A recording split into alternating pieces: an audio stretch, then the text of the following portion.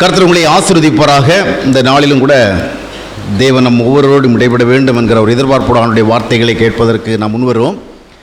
கிறிஸ்தவ வாழ்க்கை தொடர்பான முக்கியமான சத்தியங்களை நேற்று தினத்திலும் அதற்கு முந்தின தினத்திலும் நான் பகிர்ந்து கொண்டேன். முக்கியமாக கிறிஸ்தவர்களாக அறியப்பட்டிருக்கிற நாம் கிறிஸ்தவம் என்றால் என்னவென்பதை புரிந்து கொண்டுதான் அந்த கிறிஸ்தவத்தில் இருக்கிறோமா என்ற ஒரு கேள்வி முன்வைக்கப்பட்டது.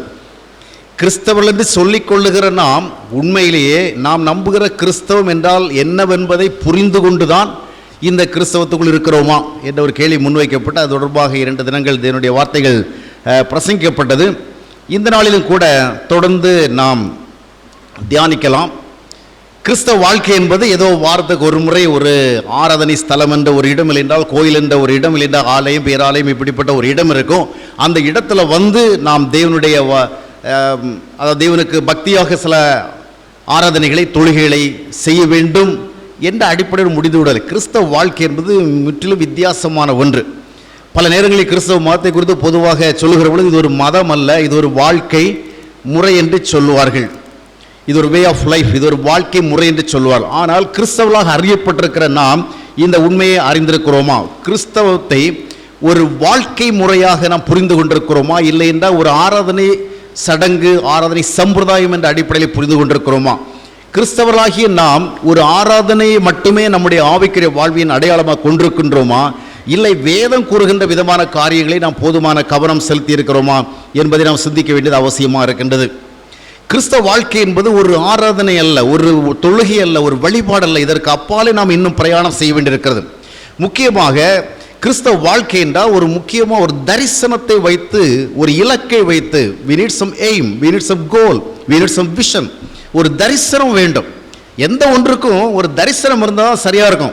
ஒரு சாப்பாடு செய்கிறதா இருந்தால் கூட, ஒரு சாம்பார் செய்கிறதா இருந்தால் கூட, இல்லை என்றால் ஒரு ஸ்வீட் ஐட்டம் செய்கிறதா இருந்தால் கூட, இல்லைன்னா ஒரு குழம்பு செய்கிறோம், ஒரு சிக்கன் குருமா செய்கிறோம், மட்டன் குழம்பு செய்கிறோம், எதை செஞ்சாலும் அதுக்கு என்ன வேணும்னா ஒரு விஷன் வேணும். அதுக்கு தேவையான பொருட்கள் மட்டும் போதாது. அதை எப்படி செஞ்சால் ஒரு சரியான டேஸ்ட்டில் நம்ம அதை செஞ்சு குக் பண்ணி சாப்பிட முடியும், அதை என்ஜாய் பண்ண முடியும், அப்படிப்பட்டதான ஒரு எக்ஸ்பெக்டேஷன் வேணும். அப்படி தானே? ஏதோ சிக்கன் குழம்பு செய்கிறதுக்கு சிக்கன் வேணும், வெங்காயம் வேணும், தக்காளி வேணும், அப்புறம் சில்லி பவுடர் வேணும், அப்புறம் இந்த மாதிரி ஸ்பைசி ஐட்டம் எல்லாம் வேணும். இது எல்லாத்தையும் ஒன்றா மிக்ஸ் பண்ணி கொதிக்க வச்சா சிக்கன் குழம்பு ஆகிடும் அப்படின்னு நினச்சோன்னு சொன்னால் எல்லா இன்க்ரீடியன்ஸும் இருக்கும். ஆனால் அது சாப்பிடத்தக்கதாக இருக்காது, அதில் டேஸ்ட் இருக்காது.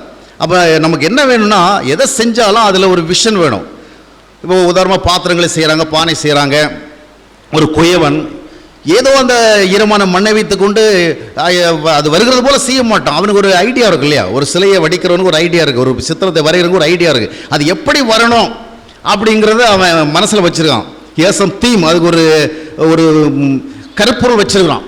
அதே போல் நம்முடைய கிறிஸ்தவ வாழ்க்கைக்கும் நமக்கு ஒரு தீம் வேணும், ஒரு விஷன் வேணும். அதை நோக்கி தான் ஓடணும். அப்போ தான் அது உண்மையான கிறிஸ்தவ வாழ்க்கையாக இருக்குமே ஒழிய ஏதோ ஒரு கோயில் இருக்குது, அந்த கோயிலில் ஒரு ஆராதனை எடுக்கும், அந்த ஆராதனையில் போய் நம்ம கலந்து கொண்டால் அங்கே பாடலாம், ஜெபிக்கலாம், அந்த விதமாக சில காரியங்களை செஞ்சு போயிட்டே இருக்கலாம் அப்படின்னு சொன்னால் அந்த கிறிஸ்தவ வாழ்க்கை ஒரு யூஸ்லெஸ் லைஃபாக இருக்குது, ஒரு மீனிங்லெஸ் லைஃபாக இருக்கும். இன்றைக்கி அனைவருடைய கிறிஸ்தவ வாழ்க்கை அது உப்புச்சப்பட்டதான ஒரு மீனிங்லெஸ், பிற மதங்களுக்கு ஒத்த விதமான ஒரு கான்செப்டில் தான் நாமளும் போயிட்டுருக்கிறோம். அவங்களுக்கும் பள்ளிவாசல் இருக்குது, அவங்களுக்கும் தர்கா இருக்குது, அவங்களுக்கு சேத்திரம் இருக்குது, வழிபாட்டு ஸ்தலங்கள் இருக்குது. அதுபோல் கிறிஸ்தவங்களுக்கு கோயிலுங்கிற ஒரு இடம் இருக்குது, அங்கே போவாங்க, வழிபாடு செய்வாங்க. அவ்விதமாக அல்ல.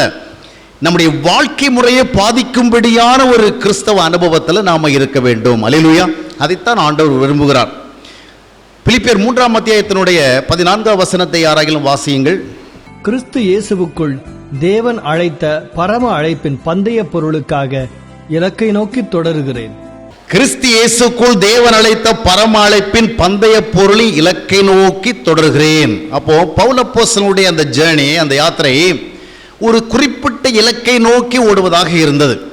கிறிஸ்தவ வாழ்வின் பின்னால் வைத்திருக்கிற தேவனுடைய திட்டம் என்ன, நோக்கம் என்ன, எதிர்பார்ப்பு என்ன என்பவைகளை புரிந்து கொண்டு நாம் கிறிஸ்தவ வாழ்க்கையை வாழ வேண்டும் என்று ஆண்டவர் எதிர்பார்க்கிறார். அந்த புரிந்து கொள்ளுதல் இல்லாமல் ஏதோ நாம் ஒரு கொஞ்சம் பக்தியாக இருக்க வேண்டும் என்பதும் பக்தியாக சில காலை செய்ய வேண்டும் என்பதே நம்முடைய நோக்கமாக இருக்கும் என்றால் அந்த கிறிஸ்தவ அனுபவம் ஆண்டவருக்கு உண்மையிலேயே மகிமையை கொண்டு வராது. அது மட்டுமல்ல, தேவனுடைய கோபத்திற்கு அது வழிவகுக்கும்.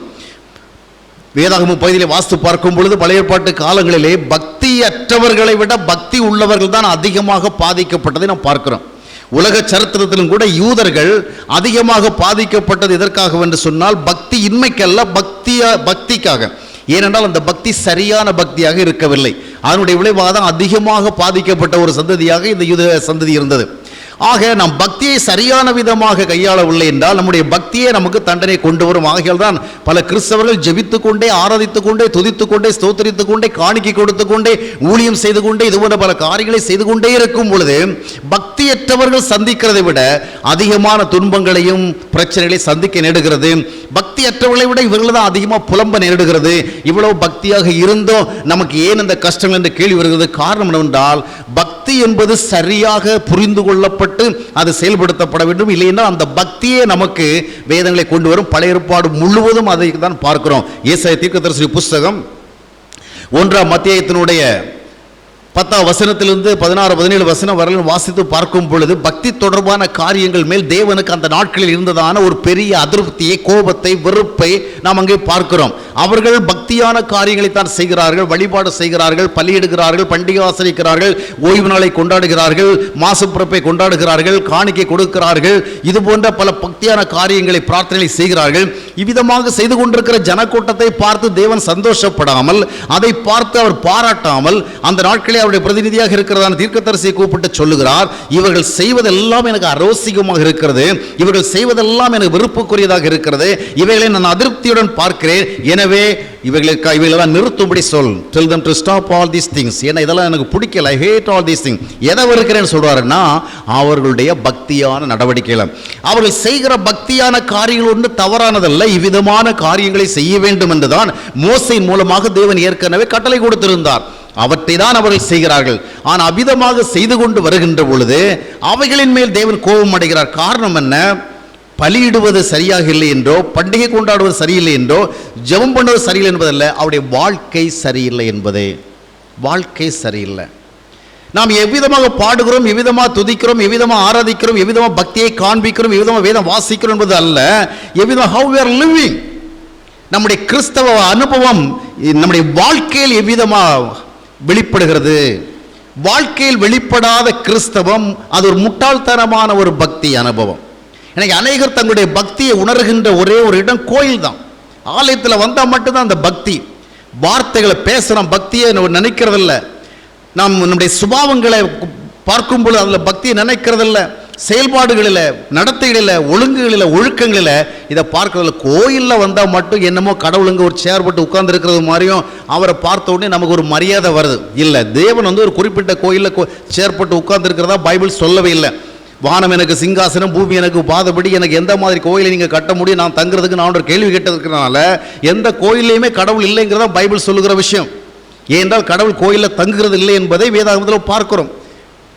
அப்போஸ்தலர் 7ஆம் அத்தியாயத்தினுடைய 48ஆம் வசனத்தை வாசித்து பார்க்கும் பொழுது எங்கேயுமே 42 வசனத்தை வாசித்து பாருங்கள். அங்கே பார்க்கும்போது கோயில் இல்லை, கோயிலில் கடவுள் தங்குறது இல்லை.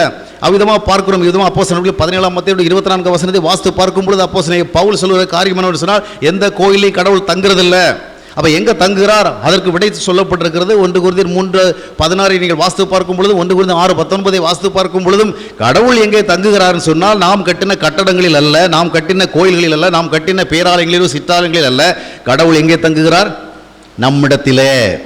என்னிடத்திலே ஆண்டவர் தங்குவதற்கு இடமில்லை என்றால் நான் கட்டுகிற எந்த ஒரு கட்டடத்திலும் அவர் தங்கியிருப்பார் நான் எதிர்பார்ப்பது ஒரு நியாயமானதாக இராது. எனவே இது ஒரு கோயிலில் நம்ம சில காரியங்களை செய்கிறதுனால நம்ம பக்தியாக இருக்கிறோம் என்றோ, கடவுளுக்கு பிரியமாக செய்கிறதோ நம்ம நினைத்தோம்னு சொன்னால் we will deceive ourselves. நம்மை நாம ஏமாற்றிக்கொள்ளும். தேவன் நம்முடைய வாழ்க்கையில் தான் நம்முடைய பக்தியை பார்க்க விரும்புகிறார். அல்லேலூயா. இன் அவர் லைஃப் ஸ்டைல் நம்ம எவ்வளோ பக்தியாக இருக்கிறோம், how much we are loving God, that must manifest in our lifestyle. நம்முடைய வாழ்க்கை முறையில் அது வெளிப்படணும். ஆக ஒரு தரிசனத்தோடு வாழ வேண்டும். ஆதியாகமம் புத்தகத்தை வாசித்து பார்க்கும் பொழுது 12ஆம் அத்தியாயத்திலிருந்து ஒரு சில அத்தியாயங்களை நான் வாசித்து பார்க்கும் பொழுது ஆபிரகாம், லோத்து என்று சொல்லப்படுகிறதான 2 பேருடைய வாழ்க்கை வரலாறுகளை நாம் பார்க்கிறோம். இந்த 2 பேரும் தேவனுடைய ஒரு யாத்திரையிலே பங்கு பெற்றவர்கள். 2 பேரும் பக்தியானவர்கள். 2 பேரும் ஆன்மீக ஒழுக்க நெறிகளில் இருக்கின்றவர்கள். இந்த 2 பேரை குறித்த செய்திகளை நாம் 12ஆம் அத்தியாயத்திலிருந்து 13, 14, 15, 16, 17, 18, 19 அத்தியாயங்களை வாசிக்கிறோம். இந்த 2 பேருடைய செயல்பாடை பார்க்கும் பொழுது அவங்க 2 பேரும் both are very godly. 2 பேரும் காட் ப்ளீசிங் டெண்டன்சி உள்ளவங்க. யாரு? ஆபிரகாமோ லோத்தும். ரெண்டு பேரும் பக்தியானவங்க. ஆனால் ஆபிரகாமுடைய முடிவு விதமாக இருந்தது, லோத்துனுடைய முடிவு விதமாக இருந்தது என்று பார்க்கும் பொழுது there was very big difference. ஒரு பெரிய வித்தியாசம் இருந்தது. ஆபிரகாமுடைய முடிவு மகிமைக்குரியதாக இருந்தது, லோத்துனுடைய முடிவு பரிதாபத்திற்குரியதாக இருந்தது. ஒரு மகிமையான சந்ததி ஆபிரகாம் விட்டு சென்றான். அந்த சந்ததி இன்றைக்கும் இருக்கின்றது. ஆனால் லோத்துவோ சாபத்திற்குரிய ஒரு சந்ததியை விட்டு சென்றான். அது மட்டுமல்ல, லோத்து தன்னுடைய வாழ்நாள் முழுவதும் ஒரு போராட்டத்திற்குரிய ஒரு நிலைமையில் இருந்ததை பார்க்கிறோம். செல்வங்கள் மிகுதியாக, வசதிகள் மிகுதியாக இருந்தாலும் always he was in troubles, always he was in distress. ஆக அவன் எப்பொழுதுமே ஒரு குழப்பத்திற்குள்ளே இருந்தான். இந்த இரண்டு பேருக்கு இடையில் இருக்கிற வித்தியாசம் என்னவென்று பார்த்தீங்கன்னு சொன்னால், ஒருத்தருக்கு கோல் இருந்தது, ஒருத்தருக்கு விஷன் இருந்தது, இன்னொருத்தருக்கு விஷன் இல்லை. ரெண்டு பேருமே பக்தியானவர்கள், both were righteous. ரெண்டு பேருமே நீதி உள்ளவங்க தான். ஆனால் ரெண்டு பேருக்கு இடையில இருந்த ஒரு வித்தியாசம் என்னன்னு சொன்னால், ரெண்டு பேருக்கு இடையில இருந்த வித்தியாசம் தரிசனம் இல்லை. ஆபிரகாம் தேவன் தன்னை எதற்காக அழைத்தார், அந்த தேசத்திலிருந்து எதற்காக இந்த தேசத்திற்கு வர வைத்தார் என்பதை சரியாக புரிந்து கொண்டு அந்த தரிசனம் தன்னுடைய வாழ்விலை நிறைவேறுவதே தன்னுடைய வாழ்க்கையை நோக்கமாக கொண்டு செயல்பட்டு கொண்டிருந்தான். வாழ்க்கையுடைய எல்லா ஏற்றத்தாழ்வுகளிலும், மேடு பள்ளங்களிலும், எல்லா வளைவு நலிவுகளிலும், எல்லா குறைவு நிறைவுகளிலும், எல்லா போராட்டங்களிலும், எல்லா நெருக்கடியிலும், கஷ்டங்களிலும், துன்பங்களிலும், நஷ்டங்களிலும் அவனுடைய இருதயத்தில் ஒரு விஷன் இருந்ததுன்னு சொன்னால் என்னவென்று சொன்னால், தேவன் எதற்காக, for what purpose God had called me, that must be fulfilled in my life. என்னுடைய வாழ்க்கையில் அது நிறைவேற வேண்டும். ஆனால் லோத்துவுக்கும் தேவ பக்தி இருந்தது, தேவனுக்கு பயப்பட வேண்டும் என்ற எண்ணம் இருந்தது. ஆனால் பக்தி இருந்தாலும் தரிசனம் இல்லாத காரணத்தினாலே the end was very tragic, ரொம்பவும் மோசமான ஒரு முடிவாக இருந்தது. இதைத்தான் பார்க்கிறோம். இப்போ நம்ம நமக்கு குறைவாக நேரம் இருக்கிறபடினால் நம்ம சுருக்கமாக சில தலைப்பு செய்திகளை மட்டுமே பார்த்து முடித்து விடலாம். இந்த தரிசனம் இல்லைன்னா என்ன நடக்கும்? If we do not have any vision about this Christian life, what will happen to our life? நம்முடைய வாழ்க்கைக்கு என்ன நடக்கும்? தரிசனம் இல்லாமலே எல்லாரும் ஓடுறாங்க அப்படிங்கிறத ஓடக்கூடாது, எல்லாரும் பாடுறாங்க அப்படிங்கிறத பாடக்கூடாது, எல்லாரும் ஜெபிக்கிறாங்கிறதுக்காக ஜெபிக்கக்கூடாது, எல்லாரும் கோயிலுக்கு போகிறாங்கிறதுக்காக போகக்கூடாது. நமக்கு அதற்கு குறித்த ஒரு ஸ்பெசிபிக் ஐடியா, ஒரு ஸ்பெசிபிக் கோல், ஒரு ஸ்பெசிபிக் எய்ம் நமக்கு வேணும். அது இல்லைன்னு சொன்னால் என்ன நடக்கும்ங்கிறதை குறித்து லோத்துடைய வாழ்க்கையில் கற்றுக்கொள்ள முடியும். முதலாவதாக, when he was missing the vision, அந்த தரிசனத்தை அவன் இழந்த பொழுது என்ன நடைபெற்றது என்று சொன்னால், முதல் இழப்பு எங்கே ஆரம்பிக்கிறது என்றால் ஒரு வசனத்தை வாசிக்கலாம். ஆதியாகமம் 13:11. அப்பொழுது லோத்து யோர்தானுக்கு அருகான சமபூமி முழுவதையும் தெரிந்து கொண்டு கிழக்கு பிரயாணப்பட்டு போனான். இப்படி அவர்கள் ஒருவரை ஒருவர் விட்டு பிரிந்தார்கள். இப்படி அவர்கள் ஒருவரை விட்டு பிரிந்தார்கள். they were separated. அவங்க பிரிஞ்சிடறாங்க. முதலாவது ஆபிரகாமும் லோத்தும் ஒன்றாகத்தான் வந்தாங்க, ஒன்றாகத்தான் வாழ்ந்தார்கள், ஒன்றாகத்தான் செயல்பட்டு கொண்டிருந்தார்கள். ஆனால் அவங்க ரெண்டு பேருக்கு இடையில இப்போ ஒரு பிரிவினை ஏற்படுகிறது, ஒரு டிவிஷன் ஏற்படுகிறது. they were separated. அவங்க பிரிகிறாங்க. காரணம் என்னன்னா, அந்த பிரிவுக்கு காரணமாக இருந்தது என்னவென்று பார்க்கும் பொழுது ஆபிரகாமுடைய செயல் அல்ல, லோத்தினுடைய செயல். அவங்க ரெண்டு பேருக்கு இடையில கொஞ்சம் இன்டிஃபரன்சஸ் ஏற்பட்டது, சில டிஃபரன்ஸ் ஆஃப் ஒப்பீனியன்ஸ் ஏற்பட்டது, கருத்துருவு ஏற்பட்டது. அந்த சூழ்நிலையில் லோத்து ஆபிரகாமை பிரிவதற்கு விருப்பமுடையவன். he was willing to separate himself from Abraham. ஆபிரகாமை விட்டு தன்னை பிரித்து கொள்ள விரும்புகிறான்.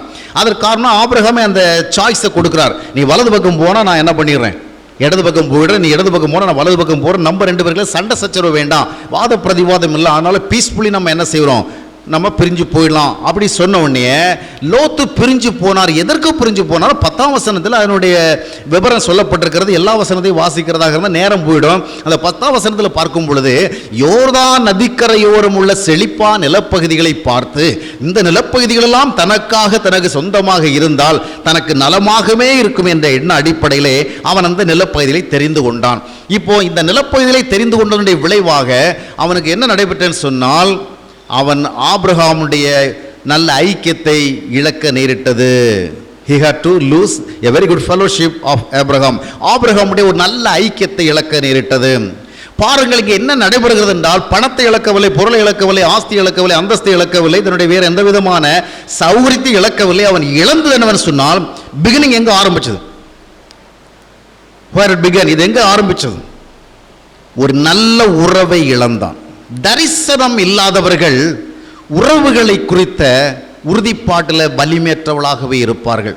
அது ஒரு குடும்ப வாழ்க்கையாக இருந்தாலும் சரி, நம்முடைய குடும்ப வாழ்க்கையில் நம்முடைய நிலைமை எப்படி இருக்கணும், நம்முடைய சந்ததி எப்படி இருக்கணும், சமுதாயத்தின் மத்தியில் எப்படி அறியப்படணும், இவ்விதமான ஒரு சரியான தரிசனம் உள்ளவர்கள் குடும்ப சூழ்நிலைகளில் எந்த விதமான வேறுபாடுகள் ஏற்றத்தாழ் இருந்தாலும் கூட அதை உடைந்து விடாமல், சிதறி விடாமல், பிரிந்து விடாமல் காத்துக்கொள்வதற்கு எச்சரிக்கையாக இருப்பார்கள். ஆனால் இந்த தரிசனம் இல்லாத குடும்ப வாழ்க்கைன்னா என்ன, எதற்காக குடும்பத்தை ஆண்டவர் கொடுத்தார், எதற்காக கணவன் மனைவி, எதற்காக அப்பா பிள்ளைகள், இப்படிப்பட்ட ஒரு தரிசனம் இல்லாமல் சுயநலம் சார்ந்து ஏன் சந்தோஷத்துக்கு இடுவராக வருகிற எதுவும் எனக்கு வேண்டாம் அப்படிங்கிறது மாதிரி போயிட்டோன்னு சொன்னால், நான் எதிர்பார்க்கறது மாதிரி எதுவும் இல்லைன்னு சொன்னால் எனக்கு வேண்டாம் அப்படின்னு போயிட்டோன்னு சொன்னால் அந்த குடும்பம் அது பாதிக்கப்பட்டு அஃபெக்டட். ஒரு தரிசனம் வேணும். எப்பவுமே சுயநலம் சார்ந்து செயல்படுகிற பொழுது தரிசனம் போயிடும். அதுக்கு பிறகு மனைவி முக்கியத்துவம் கிடையாது, கணவன் முக்கியம் கிடையாது, பிள்ளைகள் முக்கியம் கிடையாது, ஒழுக்கம் முக்கியம் கிடையாது, ஒழுங்கு முக்கியம் கிடையாது, மரியாதை முக்கியம் கிடையாது, மதிப்பு முக்கியம் கிடையாது. அந்த இன்னர் ஈகோ மட்டும்தான் முக்கியமாக இருக்கும். இந்த லோத்தனுடைய வாழ்க்கையில் இதுதான் நடைபெற்றது. அவன் தரிசனமற்றவனாக தேவன் எதற்காக தன்னை அழைத்தார் என்பதை குறித்த ஒரு சரியான தரிசனம் இல்லாதவனாக காணப்பட்டபடியினாலே இப்பொழுது ஆபிரகாமுடைய ஒரு நல்ல உறவை இழப்பது அவனுக்கு சாதாரணமாக போய்விட்டது. பணத்தை இழந்தால் பெறலாம், நல்ல உறவுகளை இழந்தால் பின்னால் பெறுவது கடினம். இந்த ஆபிரகாமோடு இருந்திருந்தால் இவனுடைய சந்ததி ஒரு மோசமான சபிக்கப்பட சந்ததியோ மாறி இருக்காது. ஆக முதல் டேமேஜ் எங்கு நடைபெற்றதுன்னு சொன்னால் ஆபிரகாமுடைய நல்ல உறவை இழந்தான். தரிசனம் இல்லாதவர்கள் நல்ல உறவில் இருக்க மாட்டார்கள். இந்த கிறிஸ்தவ வாழ்க்கையை பார்க்கும் பொழுது நாம் ஏதோ ஒரு ஆராதனை மட்டும் செஞ்சுட்டு, ஒரு தொழுகையை செஞ்சுட்டு, ஒரு பக்திய சில காரியங்களை செஞ்சுட்டு அவ்விதமாகவே காட்னுடைய பிளெஸிங்ஸை நம்ம பெற முடியாது. We have to have some fellowship with God. கிறிஸ்துவம்னா என்னது? கிறிஸ்துவோடு வாழ்வது.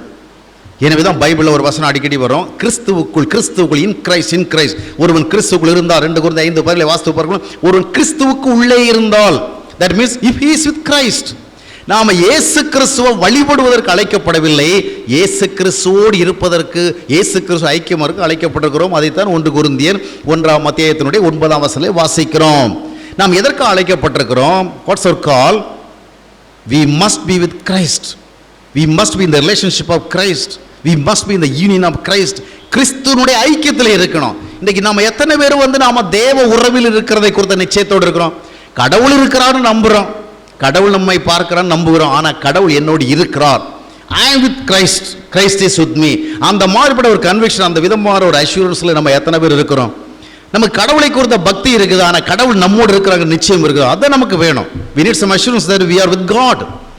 தேவனோடு இருக்கிறோம். அதுதாங்க கிறிஸ்தவ வாழ்க்கை. என்ற கிறிஸ்தவ வாழ்க்கை என்பது கோயிலில் போய் இயேசுநாதரை வழிபட்டு விட்டு போகிறதல்ல.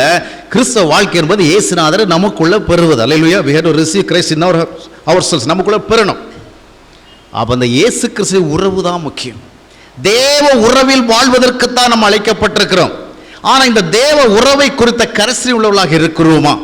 வாழ்க்கையினுடைய ஒவ்வொரு செயல்பாட்டுக்குள்ளும் போகும் பொழுது, ஒவ்வொரு விதமான சூழ்நிலைக்கு செல்கிற பொழுது நாம தேவ உறவை காத்துக்கொள்ளணும். தேவன் நம்மோடு இருக்கத்தக்கதாக நம்முடைய வாழ்க்கையை அமைத்துக் கொள்ளணும். தேவன் நம்மை விட்டு விலகி போய்விடக்கூடாதுங்கிற ஒரு எச்சரிக்கை கொடுக்கணும். இவ்விதமான சிந்தனை நமக்கு இருக்கிறதா?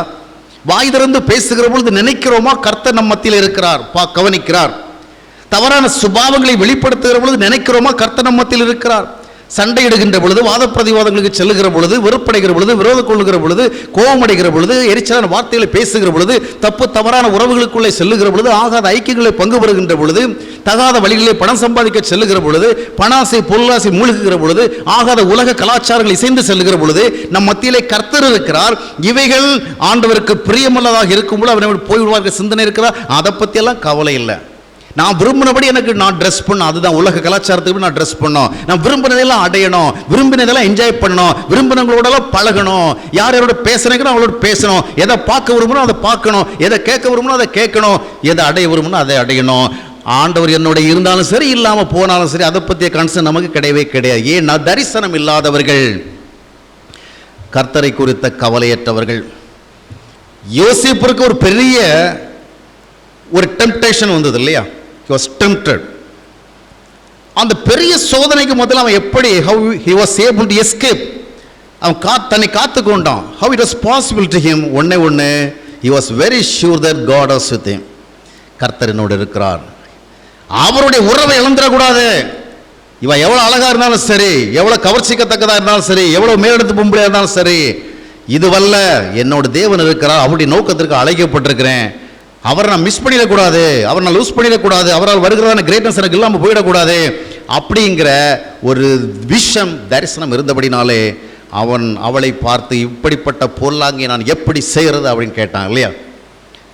ஆதியாகமம் 39 அத்தியாயம் 9 வசனத்தை வாசித்து பார்க்கும் பொழுது, அவள் அவனை கவர்ச்சித்தாள், அவள் அவனை சோதித்தாள், ஆனால் அவனோ அந்த சோதனையின் நடுவிலும் தன்னோடு இருக்கின்ற தேவனை பார்த்தான். இவருடைய உறவு தான் முக்கியம், இவர் தான் இறுதி வரைக்கும் என்னோட இருக்கணும், இவர் தான் என்னை உயர வைக்கணும். அற்ப நேரம் எனக்கு கிடைக்கிறதான் இந்த அற்ப சுக சந்தோஷத்திற்காக நித்தியத்தை நான் இழந்து விடக்கூடாது. நம்ம முன்னாடி ஒரு கிறிஸ்தவ பாடல் அருமையாக பாடும், நீங்கள் பாடுங்க, மண்ணுக்காக மாணிக்கத்தை விட்டுடுவேனோ, மண்ணுக்காக. ஆக நிறைய காரியங்கள் பார்க்க ரொம்ப அட்ராக்டிவாக இருக்கும். அது இல்லைன்னு சொன்னால் அப்படியே உயிரை போயிடுறது மாதிரி இருக்கும். ஆனால் எல்லாமே அது ஒரு டிரான்சிஷன், கொஞ்சம் நேரம் தான், டெம்பரரி தான். அந்த ஃபீலிங்கிறது ரொம்ப நேரம் இருக்காது. ஆனால் காட் இஸ் எட்டர்னல், அவர் எப்பவுமே இருப்பார், எப்பொழுதுமே நம்மை தாங்குவார். எனவே அதனால் அந்த யோசேப்பு ஜெயித்து கொண்டான். காரணம் என்னவென்றால் he had a vision. இந்த லோத்துக்கு இந்த தரிசனம் இல்லாதபடினால ஆபிரகாமுடைய உறவை இழப்பது என்பது it was so simple, அவனுக்கு ரொம்ப எளிதான விஷயமா போச்சு. அதான் ஒரு பெரிய மேட்டரை எடுத்துக்கல. அதனுடைய விளைவு என்னவென்று சொன்னால், நல்ல உறவுகளை இழக்கின்ற பிறகு அதன் பிறகு ஒரு நல்ல வாழ்க்கையை காண்பது கடினம். நல்லவரோடு உள்ள ஐக்கியத்தை இழக்கும் பொழுது நல்ல விதமாக வாழுவதற்கான பிரச்சனைகள் ஏற்படுகின்றது.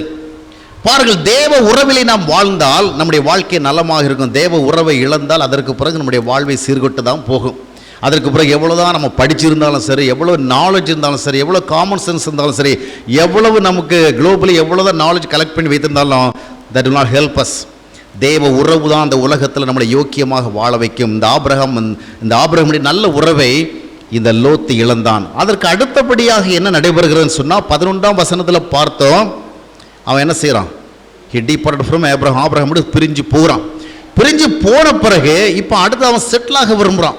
எங்கே போய் தங்குறது, வீடு எங்கே பார்க்குறது, ஆடு மாடுகளை பிள்ளைகளெல்லாம் வைத்து கொண்டு எங்கே வாழ்வது. இப்போ அவருக்கு வீடு தேடுறாரு. வீடு தேடுறவில்லை, எங்கே போய் அவர் வீடு கட்டியே போயிட்டார். கட்டின்னு சொன்னால் அந்த காலத்தில் இந்த காலத்து மாதிரி ரொம்ப கஷ்டம் கிடையாது. 6 மாதம் 1 வருஷம் தேவையில்லை, ஒரு நாளைக்குள்ளே கட்டி முடிச்சாங்கன்னா மோஸ்ட்லி அவங்க டென்ட்டில் தான் என்ன செய்வாங்க இருப்பாங்க. ஏன்னா நினச்சி நேரம் அதை பேர்த்து கொண்டு போயிட்டே இருக்கணும். அதனால் பெர்மனண்ட் ஸ்ட்ரக்சர்ஸ் போட மாட்டாங்க. இப்போ அவர் வீடு கட்ட போகிறார் பாருங்கள், எங்கே போய் அவருடைய செட்டில்மெண்ட் இருக்கு பாருங்கள். வாசியுங்கள், 12ஆம் வசனத்தை வாசியுங்கள். ஆபிராம் கானான் தேசத்தில் குடியிருந்தான். லோத்து அந்த யோர்தானுக்கு அருகான சமபூமியில் உள்ள பட்டணங்களில் வாசம் பண்ணி சோதோமுக்கு நேரே கூடாரம் போட்டான். சோதோமுக்கு நேராக கூடாரம் போட்டான். ஏதோ நல்ல வசதியான இடம், ஏன்னா பக்கத்தில் தான் யோர்தான் நதி ஓடிட்டு இருக்குது. அதனுடைய அருகாமல் தான் செழிப்பாக நிலம் இருக்குது. எங்கே நமக்கு சம்பாதிக்கிற வாய்ப்பு இருக்குதோ, எங்கே நம்ம ரொம்ப செல்வம் சேர்க்கிற வாய்ப்பு அங்கே தான் தங்குவோம் இல்லையா? இன்னைக்கு பணம்னா மனுஷன் எங்கே வேணாலும் போவோம், அப்படி தானே? ஒரு ஜப கூட்டம், ஒரு மீட்டிங்னு சொன்னால் 1000 யோசனை யோசிப்பான். மனைவியை விட்டு எப்படி வருவது, பிள்ளைகளை விட்டு எப்படி வருவது, வேலையை விட்டு எப்படி வருவது, நிறைய யோசிப்பான். ஆனால் ஆப்பிரிக்கா இருண்ட கண்டமாக இருந்தாலும் பரவாயில்ல, அங்கே போனால் மாதம் 5 லட்ச ரூபா சம்பளம் முதலாளியே கிடைக்கும், அப்புறம் போகுன்னு கிடைக்கணும், ஆப்பிரிக்காவோட ஓடிடும். எங்கள் ஊரில் நாங்கள் எத்தனையோ கணவர்களை பார்த்துருக்குறோம். ஒரு நாள் கூட மனைவியை விட்டு பிரிஞ்சு வருமானம் கேட்டால் அது தனியாக இருக்கும் வீட்டில், அதை எப்படி விட்டுட்டு வர்றது அப்படின்னு சொல்லுவாங்க. பிரதர் ஒரு ப்ரேயர் மீட்டிங் வாங்க, உங்களை எத்தனையோ முறை கூப்பிட்றோம், நீங்கள் வரதில்லையே. இல்லை பிரதர் நான் வந்துடுவேன், அது தனியாக இருக்கும், அதை விட்டுட்டு எப்படி வர்றதுன்னு அவ்வளவு பாசமாக நேசமாக அக்கறையாக இருப்பார். அப்புறம் கொஞ்ச நாளைக்கு பிறகு ஆளே காணோம். எங்கே போகிறேன்னு சொன்னால் உகாண்டாவுக்கு போயிட்டான் பாரு, இல்லை நைஜீரியாவுக்கு போயிட்டாங்கிறார். ஏன்? அங்கே ஒரு நல்ல வேலை இங்கே நல்ல வேலை இருந்தாலும் இதை விட அதில் சம்பளம் அதிகமாக அங்கே. இப்போ மனைவி எப்படி விட்டுட்டு போகிறீங்க? 1 வருஷம் 2 வருஷம் 3 வருஷம் காசுக்காக எதையும் மனுஷன் விடுவான். காசு கிடைக்கல, எவ்வளோ ஈஸியாக இருந்தாலும் என்ன செய்ய மாட்டான், எதுக்கும் போக மாட்டான். எதாவது கிடைக்குன்னு பாருங்கள். மழை நிவாரணத்துக்கு ஆளுக்கு 1000 ரூபாய்னா எல்லாரும் போய் நிற்கிறாங்க எங்கள் ஊரில். ஒரு எக்ஸ்ட்ரா ஒரு 4 கிலோ சர்க்கரை கொடுக்குறான்னு சொன்னால் எந்த மழையானாலும் வந்து நிற்கிறாங்க. ஆக காசு இருக்கிறவங்க, காசு ஒரு தனக்கென்று ஒரு ஆதாயம் இருக்குன்னா மனுஷன் என்ன செய்வான், எங்கேயும் போவான். இப்போ பாருங்கள், அவன் வீடு கட்டுறான். யார்? நம்ம ஹீரோ இந்த இவர் லோத்து. வீடு கட்டுற வேலை அவர் எங்கே கட்டுறவனெல்லாம் பார்க்கல. எங்கே இருந்தால் நல்ல நம்ம ப்ராஸ்பரிட்டியோடு இருக்க முடியுமோ, நல்ல விதமான வளமீடு இருக்க முடியுமோ அந்த இடத்துல வீடு கட்டுறாரு. ஆனால் அந்த பக்கம் திரும்பி பார்த்தா அங்கே என்ன நடைபெறுகிறது? வாசிகள் அடுத்த வசனத்தை 13ஆம் வசனம். சோதோமின் ஜனங்கள் பொல்லாதவர்களும் கர்த்தருக்கு முன்பாக மகா பாவிகளுமாய் இருந்தார்கள். இந்த பக்கம் இவருடைய வாழ்க்கை வசதியாக செழிப்பாக இருக்க வேண்டும் என்கிற ஐடியாவில் அவர் வீடு கட்டுகிறார். அந்த பக்கம் திரும்பி பார்த்தா அங்கே இருக்கிறவங்கள யாரு? மகா பாவிகள் இல்லையா? விக்கட் பீப்புள், ரொம்ப ரொம்ப வெரி வெரி பட் ரொம்ப மோசமான ஆட்கள். அந்த விதமான ஒரு மோசமான ஆட்கள் இருக்கின்ற இடத்துல வீடுகிறான். காரணம் என்னன்னு சொன்னால், he was not guided by God. தேவனால் வழிநடத்தப்படவில்லை. he was not led by the spirit of God. தேவனுடைய நோக்கத்திற்காக வந்த பொழுதும் கூட, தேவ பக்தி இருந்த பொழுதும் கூட, தான் ஒரு தீர்மானம் எடுக்கலாம், எங்க தங்குறது, where I must live அப்படிங்கிற ஒரு தீர்மானம் எடுக்க வேண்டிய நேரத்தில் அவன் தேவனுக்கு ஏற்றபடியாக தீர்மானம் எடுக்க தெரியல. எங்க இருந்தாலும் தேவனுக்கு உகந்தவளாக இருக்கணும், தப்பு தவறு செய்வதற்கு வாய்ப்புகள் அதிகமான இடத்துல இருக்கக்கூடாது, தகாத விதமாக போவதற்கு ஏதுவான சூழ்நிலை இருக்கக்கூடாது, தவறி விழுவதற்கான நிலைமைகளில் போய் மாட்டிக்கொள்ளக்கூடாது என்கிறதான ஒரு விழிப்புணர்வோட ஒரு டிசிஷன் எடுக்கல. எங்க வசதி இருக்குதோ, எங்க செல்வம் இருக்குதோ, எங்க என்ஜாய் பண்றதுக்கு நிறைய சான்சஸ் இருக்குதோ அதைத்தான் அவன் மனசுல வச்சிருக்கிறானே ஒழிய, எங்க இருந்தா நாம நல்லா இருக்க முடியும், நம்முடைய சந்ததி நல்லா இருக்க முடியும், நம்முடைய பிள்ளைகள் நல்லா இருக்கும், அதை அவன் சிந்திக்கல. ஏனென்றால் தரிசனம் இல்லாதவன் ஒருபோதும் தேவனுக்கு ஏற்றபடி செயல்படுவதை அவன் முக்கியமாக எண்ணப்பட்டான். நிறைய கிறிஸ்தவருடைய வாழ்க்கையை கவனித்து பார்க்கும் பொழுது அவர்களுக்கு தேவ பக்தி இருந்தாலும் தேவனுக்கேற்றபடியான ஒரு வாழ்க்கை முறை இல்லை. ஏன்னா அவங்களுக்கு தேவனை பிரியப்படுத்துவதுன்னு ஒரு விஷயம் கிடையாது. தேவனுக்கு ஒரு பக்தியை கொடுக்கலாம், அதுக்காக அவர் விரும்புகிறபடியே நான் பேசணும், அவர் விரும்புகிறபடி நான் பார்க்கணும், அவர் விரும்புகிறபடி நான் பழகணும், அவர் விரும்புகிறபடி நான் உடுக்கணும், இதெல்லாம் சரிப்பட்டு வராது. அவருக்கு ஒரு மரியாதை, அதுக்கு ஒரு நாள் இருக்குது, ஞாயிற்றுக்கிழமை நான் நிச்சயமாக அதை செய்ய வேண்டியது செஞ்சிருவேன். மற்றபடி நான் விரும்புகிற சுபாவம், நான் விரும்புகிற வழி, நான் விரும்புகிற ஒழுங்கு, இதன்படி தான் நான் போயிட்டு இருப்பேன். ஏனென்றால் தரிசனம் இல்லாதவர்கள், கிறிஸ்தவ வாழ்க்கை குறித்த ஒரு தரிசனம் இல்லாதவர்கள் ஒருபோதும் தேவனை பிரியப்படுத்துகின்ற நோக்கத்தோடு செயல்பட மாட்டார்கள். அங்குதான் அவருடைய அழிவு ஆரம்பமாகிறது. லோத்தினுடைய அழிவு இங்குதான் ஆரம்பிக்கிறது. எங்கே தங்குகிறான்? ஆக எப்படிப்பட்ட ஒரு சூழ்நிலை தங்குகிறோம்? சம்பாதிப்பதற்கும் நிறைய சேர்ப்பதற்கும் வசதி இருந்தாலும் ஒரு சரியான வாழ்க்கை முறை வாழ்வதற்கான சூழ்நிலை இருக்கிறவன் கவனித்து பார்க்கவில்லை. தானியேலுடைய வாழ்க்கையை பார்த்தீங்கன்னா, பேலஸில் இருந்தால் கூட சாப்பிட்ற விஷயத்தில் கூட he was very careful. ராஜ போஜனம் கிடைக்கிது, ராஜா சொல்லிட்டாரு இவனுக்கு என்ன வேணாலும் நான் என்னென்ன சாப்பிடுவேனோ அந்த விதமாக ராயல் ஃபுட் அவனுக்கு கொடுங்க. அவன் நல்ல விதமாக என்ன செய்யணும், வளர்ந்து வரணும், நல்ல அறிவு ஞானத்தை அவன் வெளிப்படுத்தணும், அதனால் அவன் ஃபிசிக்கலி கூட நல்ல சவுண்டாக நல்லவோ ஹெல்த்தியாக வரணும், அதனால் நான் என்னென்ன சாப்பிடணும் அதெல்லாம் அவனுக்கு கொடுங்க அப்படின்னு. ஆனால் இந்த விதமான ஒரு நல்ல சான்ஸ் வந்தால் நம்ம கிறிஸ்தவங்களாக இருந்தால் என்ன பண்ணியிருப்போம்? கர்த்தாவே உமக்கு ஸ்தோத்திரம், அர்ப்பணம் தூசியுமாக இருந்த என்னை அரண்மனைக்கு வரவழைத்து இன்றைக்கி ராஜா சாப்பிடுகிற உணவெல்லாம் எனக்கு கொடுத்தீரே, எப்படி நன்றி சொல்லுவேன், 1000 நாவு இருந்தாலும் உண்மை துதிப்பதற்கு போதாதே அப்படி சொல்லிட்டு நம்ம சர்ச்சில் எல்லாம் அழகான ஒரு சாட்சி. ஒரு காலத்தில் 2 இட்லி சட்னி சாப்பிட்றதுக்கு எவ்வளவோ தவித்து கொண்டிருந்ததான ஒரு பாவியான என்னை ஆண்டவருக்கு இந்த உயர்தளத்தில் உட்கார வைத்து ராஜாக்களோடு பிரபுக்களோடு சாப்பிட வச்சிருக்கிறார், அதனால தான் நான் இப்பொழுது கொளுத்து இருக்கிறேன் அப்படின்னு என்ன செய்வோம், சாட்சி சொல்லுவோம். ஆனால் தானியேல் என்ன பண்ணான்? தானியேல் 1ஆம் அத்தியாயத்தோட 8ஆம் வசனத்தை வாசித்து பார்க்கும் பொழுது, ஐயோ ராஜா தருகிறதெல்லாம் நல்ல நல்ல சாப்பாடாக இருக்குது, ஆனால் இப்படியே சாப்பிட்டு கொழுத்து உப்பி ஊதி போயிட்டேன்னு சொன்னா ஆண்டவருடைய நோக்கத்தின்படி வாழ்வது சிக்கலாயிடுமே. வயிற்றுக்கு கொடுக்க வேண்டிய அளவுக்கு தான் கொடுக்கணும், எதை சாப்பிடணுமோ அதைத்தான் சாப்பிடணும், கிடைச்சதெல்லாம் நாவுக்கு ருசியாக இருக்குன்னு சாப்பிட்டா அப்புறம் கடவுளுக்கு பிரியமாக வாழ முடியாது. சிலருக்கு பார்த்தீங்கன்னா சாப்பிட்ட உடனே தூக்கம் வந்துடும்.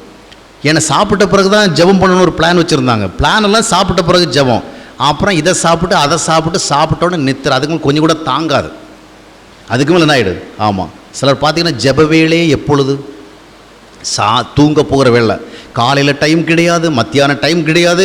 ஏன்னா பகலாம் நிறைய வேலை இருக்குது, சாப்பாடு செய்யணும், சாப்பிடணும், துணி துவைக்கணும், அப்புறம் டிவியில் வர சீரியல்லாம் பார்க்கணும், ஃபேஸ்புக் அட்டன் பண்ணணும், வாட்ஸ்அப்பில் எவன் என்னென்ன அனுப்பியிருக்கான் அதெல்லாம் பார்க்கணும், அப்புறம் லைக் போடணும், டிஸ்லைக் போடணும், இன்னும் ஏகப்பட்ட வேலை இருக்குது. ஒரு நாளைக்கு பார்த்தீங்கன்னா 100கணக்கான முறை நாம் ஃபோனை எடுத்து பார்க்குறோம். வாட்ஸ்அப்பில் யாராவது இதாக போட்டு விட்டுருக்கோம், அந்த பிச்சை பாத்திரத்தை பார்க்குறது மாதிரி இன்றைக்கி எல்லாருமே ஸ்மார்ட் ஃபோன் எடுத்து அப்பவும் பார்த்துக்கிறேன், எதாவது வந்திருக்குதா. ஏன்னா எங்கே போனாலும் ஒரு ரெஸ்டாரண்ட்டில் போய் ஒரு டீ குடிக்க போகிறாங்க, அங்கேயும் ஒரு செல்ஃபி எடுத்துக்கிறான். இதில் என்ன இருக்குது? ஒரு புடவை வாங்க போகிறாங்க, வாங்கவே இல்லை, புடவை எப்படி எடுக்கிறதே ஒரு செல்ஃபி, இப்படி எடுத்து இப்படி ஒரு செல்ஃபி, உடனே அதை அங்கே நான் ட்ரான்ஸ்ஃபர் பண்ணியாச்சு, அதை உடனே ஷேர் பண்ணியாச்சு. ஆமாம், நேற்றுக்கு நான் எங்கேயோ டீ சாப்பிட போனேன், எங்கே ஞாபகம் சரியாக இல்லை, டீ கடையில் போய் என்னையா செல்ஃபி தேவை, எத்தனை முறை மூஞ்ச நீ பார்த்துருக்குற. சிலர் பார்த்தீங்கன்னா எங்கள் ஊர் கண்ணாடி கிடைச்சாலும் மிஸ் பண்ண மாட்டாங்க, ஒரு பார்வை பார்த்துக்குவாங்க. இப்போ அந்த பிரச்சனையே இல்லை, எல்லோரும் என்ன செய்கிறாங்க, அப்போ போய்ட்டு இப்படியே தூக்கி இதை பார்த்தாலே எரிச்சலாக வருது. செல்ஃபின்னு சொல்லிட்டு ஒரு விவஸ்தை இல்லாத சந்ததியாக போச்சு. எதையெல்லாம் செல்ஃபி எடுக்கிறது? ஒரு உடை வாங்கினா அதுக்கு ஒரு உடனே அதை ஃபோட்டோ எடுக்க வேண்டிய உடனே அனுப்பிவிடும். இதையெல்லாம் மற்றவங்க பார்க்குறதுக்கு ஆசையாக இருக்கிறாங்க. உங்களுக்கு தான் ஆசை. ஒருத்தர் பார்த்தீங்கன்னா ஒரு ரெஸ்டாரண்ட்டில் போய் அவரும் அவருடைய மனைவி போய் சாப்பிட்டாங்க. அது வாட்ஸ்அப்பில் வருது, பில் செய்யும். நான் என்ன செய்கிறது அதை பார்த்து? எனக்கு வாட்ஸ்அப் கிடையாது. வந்த ஒரு தடவை காமிக்கிறார், பாருங்கள் அவங்க ஒரு ரெஸ்டாரண்ட்டில் போய் சாப்பிட்டாங்களாம், சில்லி சிக்கன் சாப்பிட்டாங்களாம், அது இதெல்லாம் எல்லாம் சாப்பிட்டாங்களாம், சாப்பிட்டு பில் இவ்வளோ ஆயிடுச்சு, அது 2000 ரூபாய் மேலே ஆகி போச்சுது. இதுக்கு நான் என்ன பண்ணுறது? இவருக்கு வாட்ஸ்அப். ஏன்னா எல்லாத்தையும் ஷேர் பண்ணுறேன். சாப்பிட்ற இடத்துல செல்ஃபி, பாத்ரூமில் போனால் செல்ஃபி, எங்கே போனாலும் செல்ஃபி. ஆக இந்த மாதிரி ஒரு நிலைமையில தான் இன்றைக்கி என்ன செய்யணும், மக்கள் என்ன செய்யணும், எதை வந்து விழுது அப்படின்னு பார்த்துட்டே இருக்கிறாங்க. நமக்கு ப்ரேயர் பண்ண டைம் இல்லை. ப்ரேயர் பண்ண போனால் கூட அந்த ஃபோனை என்ன செய்யறதில்ல, கொஞ்சம் சுவிட்ச் ஆஃப் பண்ணுறதுங்கள, சைலண்ட் மோடில் போடுறதும் இல்லை. ப்ரேயர் 5 நிமிஷம் பண்ணால் 15 நிமிஷம் இதில் டாக் பண்ணுவாங்க.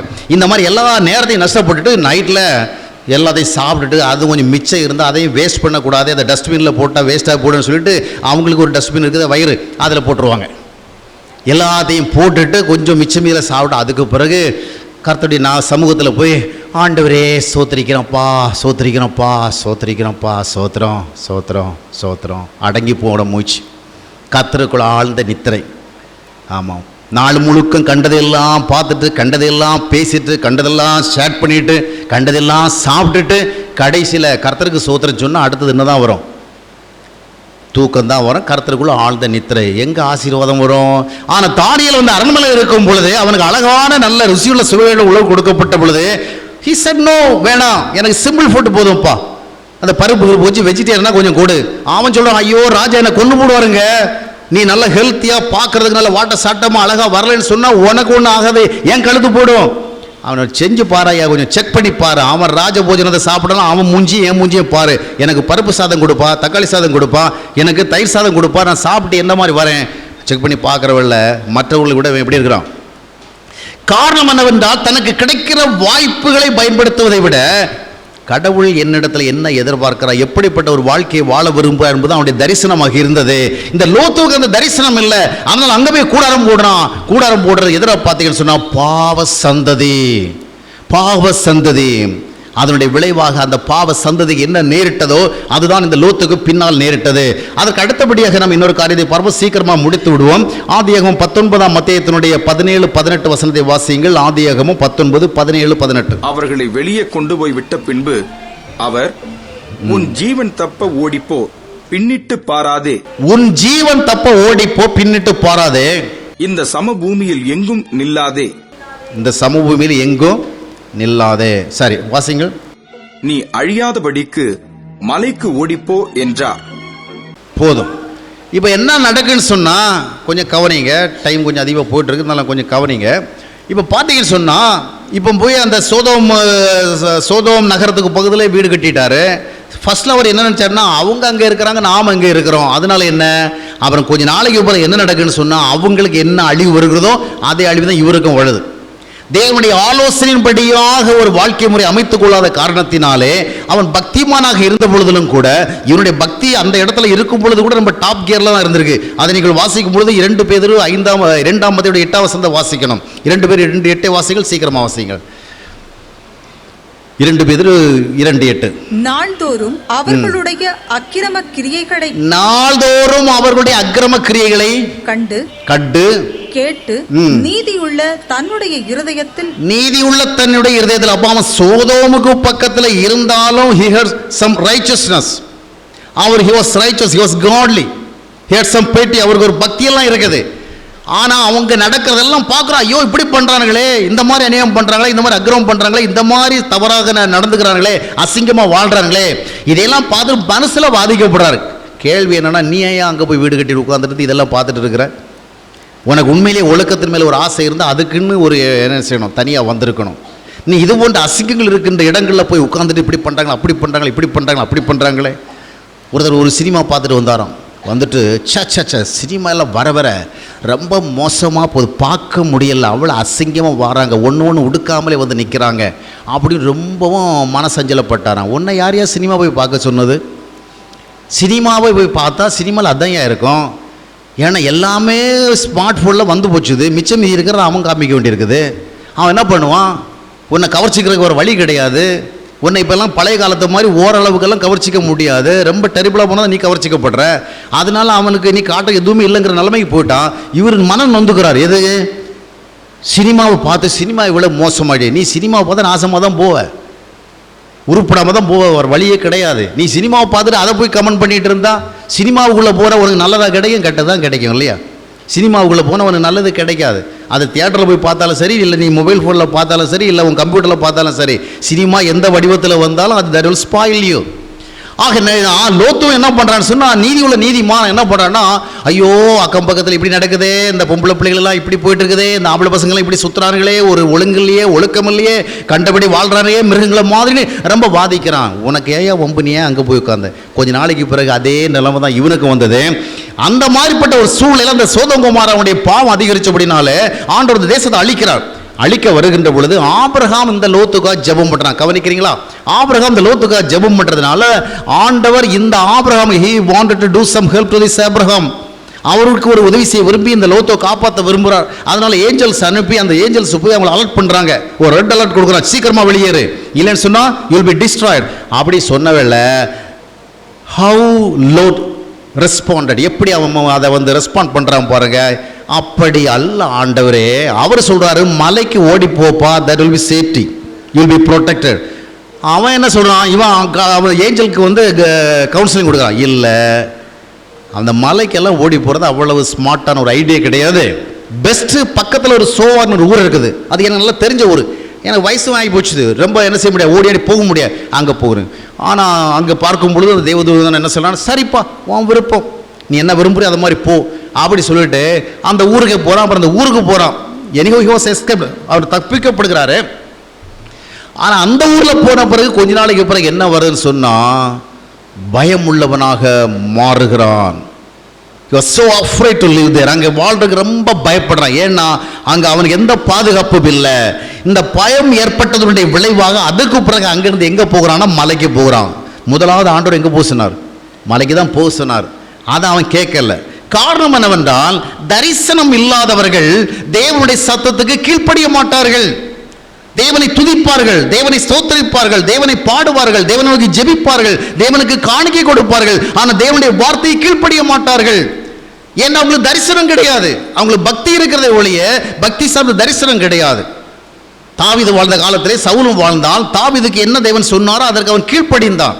அதனால அவன் ஒரு காட் பிளீசிங் பர்சனாலிட்டியாக இருந்தான். he was honored by God, தேவனால் அவன் கனப்படுத்தப்பட்டான். ஆனால் அதே நேரத்தில் பாருங்க, சவுலுக்கு தேவன் ராஜ பதவியை கொடுத்தாரு. ராஜ பதவியை கொடுத்துட்டு சொன்னார், இந்த மாதிரி உனக்கு ஒரு அசைன்மெண்ட் கொடுக்குறேன், அந்த அசைன்மெண்ட் நீ செய்யணும், நீ போய் அமலேக்கியரோட சண்டை போட்டு நான் சொல்ற விதமாக நீ சண்டை போடணும்னு சொன்னார். ஆனால் he disobeyed, அதை அவன் செய்யலை. அதனால என்ன நடைபெற்று பார்க்கும் பொழுது 1 சாமுவேல் 15ஆம் அத்தியாயத்தினுடைய 11ஆம் வசனத்தை வாசித்து பார்க்கும் பொழுது தேவன் மிகவும் வேதனைப்படுகிறார். God was so sorry that he made him as the king. அவன் ராஜாவாக்குனதுக்காக அவர் ரொம்ப வருத்தப்படுகிற காரணம் என்றால் என்னுடைய வார்த்தைக்கு அவன் கீழ்ப்படியாமல் போய்விட்டானே என்று சொல்லி. ஆம் அருமையானவர்களே, தேவனுக்காக வாழ வேண்டும், தேவன் விரும்புகிறபடி வாழ வேண்டும் என்ற தரிசனம் நமக்கு இல்லை என்றால் கீழ்ப்படியும் இருக்காது. நாம் ஏன் நிறைய வார்த்தை கீழ்ப்படியில்லை? எத்தனை இந்த வேத வசனங்கள் ஆவியில் எளிமையுள்ளவன் பாக்கியவன் பைபிள் சொல்லுது. இரக்கம் வேணும், உண்மை வேணும், தாழ்மை வேணும், பொறுமை வேணும், சகிப்புத்தன்மை இதெல்லாம் வேணும். நமக்கு பைபிள் சொல்லுதே பணாசை கூடாது, பொருளாசை கூடாது, ஆகாத நட்பு கூடாது. இந்த மாதிரிப்பட்ட மாரல் லாஸ் எல்லாம் நமக்கு கொடுக்கப்பட்டிருக்கிறது. இதில் எத்தனை நாம் பின்பற்றுகிறோம்? எவ்வளோ பொறுமையாக வாழ்கிறோம், எவ்வளோ தாழ்மையாக வாழ்கிறோம், எவ்வளோ அன்பாக வாழ்கிறோம், எவ்வளோ உதவி செய்து வாழ்கிறோம். இது போன்ற வார்த்தைகளை நாம் ஏன் பின்பற்றவில்லை? Because we don't have any vision to please God. தேவனை பிரியப்படுத்துறதுக்கான தரிசனம் இல்லை. அதனால அங்கே ஒபீடியன்ஸும் இருக்காது. தரிசனம் இல்லாத இடத்துல ஒபீடியன்ஸ் இருக்காது. லோத்துக்கு அதான் நடந்தது. அவன் பக்தி உள்ளவனாக இருந்தாலும் கூட தரிசனம் இல்லாதபடி நல்ல ஒபீடியன்ஸ் இல்லை. அந்த ஒபீடியன்ஸ் இல்லாதவனுடைய விளைவாக he was not able to accept God given guidance. தேவன் கொடுத்ததான வழிகாட்டுதல் ஏற்க முடியவில்லை. அதனால அவன் போன்னு சொன்ன ஊருக்கு போகலை. இப்போ என்ன பண்ண அந்த ஊருக்கு போக போறான். ஆனால் அதனால பிரயோஜனம் இல்லை. அதனால என்ன நடைபெறுன்னு சொன்னா he was so அவர் பயம் உள்ளவனாக மாறுகிறான். இந்த உலகத்தில் பாருங்க, எல்லாருக்கும் பயம் வரும். நல்லவனுக்கும் வரும், கெட்டவனுக்கும் வரும், நீதிமானுக்கும் வரும், அநீதிமானுக்கும் வரும், யோக்கியனுக்கு வரும், அயோக்கியனுக்கும் பயம் வரும். But what's the difference? இந்த உலகத்தில் பல்வேறு காரியங்கள், பல சூழ்நிலைகள் நம்ம பயப்படுத்தும். ஆனால் பழையப்பாட்டில் பார்த்தீங்கன்னு சொன்னால் ஆபிரகாமுடைய வாழ்க்கையில், தாவீதினுடைய வாழ்க்கையில், யோசுவனுடைய வாழ்க்கையில், இன்னும் பல்வேறு தேவ மனிதனுடைய வாழ்க்கையில் அவர்களும் பயப்பட்ட வேலைகள் இருந்தது. அப்போஸ்தலனாகிய பவுலும் பயப்பட்ட வேலைகள் இருந்தது. பயத்திற்கு யாருமே எக்ஸப்ஷனல் கிடையாது, எல்லாருக்கும் பயப்படுற. But what's the difference? ஒரு மனுஷன் தேவனுடைய நோக்கத்திற்காக வாழ வேண்டும் என்கிற தரிசனத்தில் வாழுகிற பொழுது அவன் எங்கே பயப்படுகிறானோ, எது அவனை பயப்படுத்துகிறதோ, எப்பொழுது அவன் தடுமாறுகிறோ அந்த நேரத்தில் ஆண்டவர் வந்து சொல்ல, பயப்படாதே. அப்போஸ்தலர் நடவடிக்கைகள் 18ஆம் அத்தியாயத்தினுடைய 9ஆம் வசனத்தை வாசித்து பார்க்கும் பொழுது அப்போஸ்தலனாகிய பவுல் ஒரு இரவிலே தொடர்ந்து ஊழியம் செய்ய முடியாத ஒரு நிலைமையை பார்த்து பயந்து அந்த ஊரை விட்டு போய்விட வேண்டும் என்று எண்ணிக்கொண்டிருக்கின்ற பொழுது இரவு தேவன் வந்து அவனிடத்தில் சொல்லுகிறார், பயப்படாதே, fear not, I am with you. Abraham அதுபோல ஒரு காலகட்டத்திலே பயந்து இருக்கிறான். ஆதியாகமம் 15ஆம் அத்தியாயத்தை வாசித்து பார்க்கும் பொழுது பயப்படாதே ஆபிரகாமே. யோசுவா 1ஆம் அத்தியாயத்தை வாசித்து பாருங்கள், நீ பயப்படாமலும் கலங்காமலும் இரு. அப்போ என்ன வித்தியாசம்னா, ஹியூமன் பீயிங்ஸ்னா நாம் வாழ்கிற இந்த உலகத்தில் we have so many reasons to be afraid. நிறைய விஷயங்களை நம்ம பயப்பட வேண்டி வரும். ஆனால் அது வருகிற பொழுது ஆண்டவர் நம்மை வந்து தைரியப்படுத்துவார். பயப்படாத, தைரியமாக நான் உன்னோட இருக்கிறேன், பார்த்துக்கிறேன், இதுக்காக ஒன்று நீ கலங்காதே, நான் உன்னோட இருக்கிறேன்னு சொல்லிட்டு ஒரு நல்ல அஷூரன்ஸ் கொடுப்பார். அதை சார்ந்து கொண்டு நம்ம வாழலாம். ஆனால் லோத்து பயப்படுறான் பாருங்க, there is no help from God. அவன் பயப்படுறான், ஆனால் he couldn't get any help from God. காரணம் என்னவென்றால், தரிசனம் இல்லாதவர்களுடைய வாழ்க்கையிலே பயப்படத்தக்க சூழல் வந்து அவர்கள் ஜெபித்தாலும் தேவனுடைய ஆசீர்வாதத்தை பெற முடியாது, தேவனுடைய உதவியை பெற முடியாது. ஆபிரகாமுக்கு பயப்படத்தக்க சூழல் வந்த பொழுதெல்லாம் தேவன் உதவி செய்தார். ஆனால் லோத்துக்கோ தேவன் உதவி செய்யவில்லை. காரணம் என்னவென்றால், அவன் தேவனை பிரியப்படுத்தி வாழ வேண்டும், தேவனுக்கு ஏற்ற விதமான ஒரு வாழ்க்கை வாழ வேண்டும் என்கிற ஒரு தரிசனம் இல்லாதவனாக இருந்தான். ஆக தேவனுடைய வார்த்தை, தேவனுடைய தரிசனம் இல்லாதவர்கள் தேவனுடைய நம்பிக்கையும் தேவனால் தைரியமூட்டப்படுவதையும் இழந்து போகிறார்கள். இப்போ லோத்துவுக்கு நிகழ்ந்த காரியம் என்ன? ஒன்று, நல்ல ஒரு ஐக்கியத்தை இழந்து போனான். இரண்டாவதாக, ஒரு சரியான ஆலோசனைப்படி செயல்படுவதற்கான வாய்ப்பை இழந்து போனான். மூன்றாவதாக, அவன் தேவனுக்கு கீழ்ப்படுகின்ற அனுபவத்தை இழந்து போனான். இப்பொழுது அமைதியை இழந்து போனான்.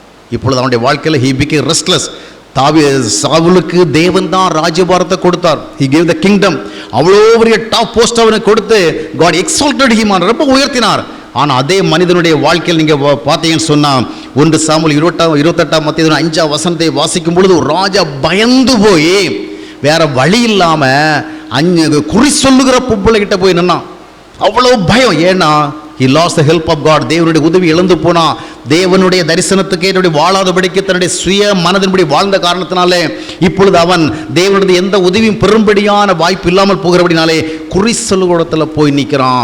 எனக்கு ரொம்ப பயமா இருக்குது, என்னை சுற்றி என்ன நடக்குன்னு தெரியல, என்ன நடக்க போன்னு தெரியல, அப்படி சொல்லிட்டு போய் நிற்கிறான். பரிதாபமான நிலவை.